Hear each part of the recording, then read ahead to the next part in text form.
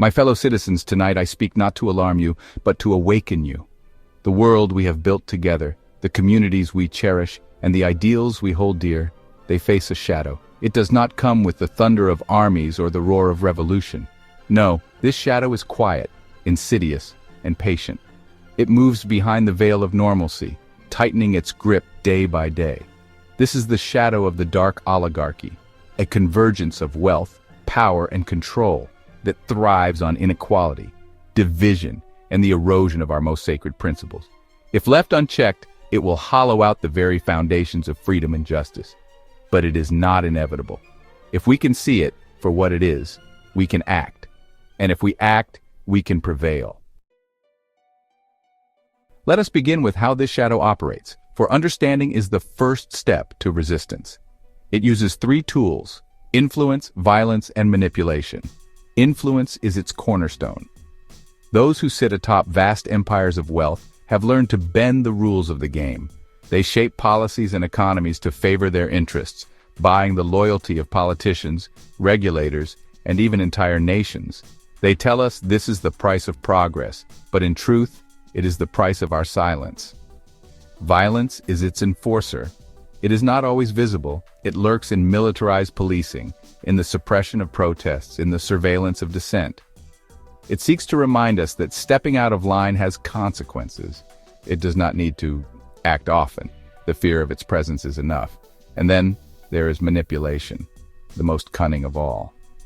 Through the media they own, and the narratives they weave, they distort reality itself. They tell us the system is fair, that the deck is not stacked, that inequality is simply the natural order of things, and in doing so, they disarm our will to resist.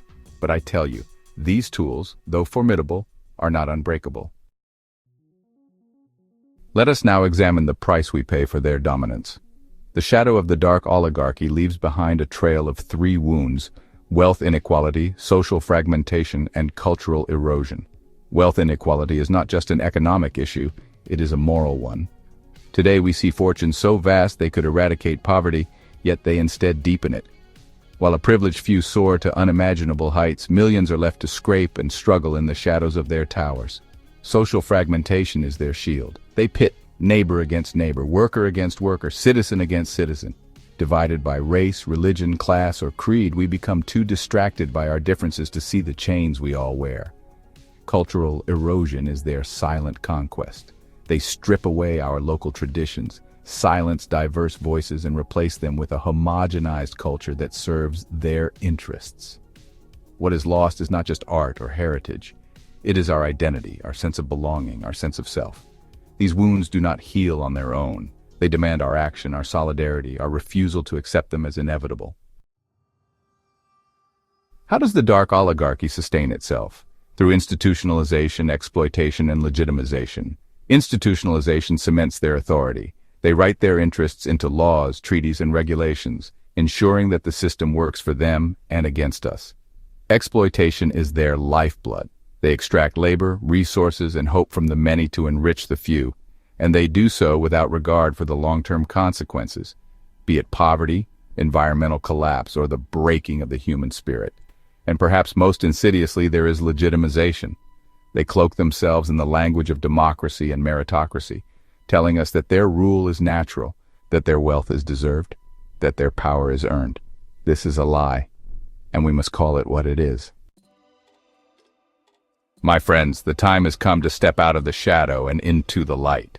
The power of the dark oligarchy is vast, but it is not invincible. Its strength lies in our division. Our power lies in our unity. We must challenge their influence by demanding transparency, breaking up monopolies, and holding our leaders accountable to the people, not the powerful. We must resist their violence by standing with those who speak truth to power, by defending the rights of the oppressed, and by refusing to be intimidated into silence. We must expose their manipulation by championing independent media, by fostering critical thinking, and by shining a light on the lies they use to justify their control. We must heal the wounds they inflict on society, fight wealth inequality with policies that uplift the many, not the few, overcome social fragmentation by building bridges, not walls, Preserve our culture by celebrating diversity and protecting the voices they seek to silence.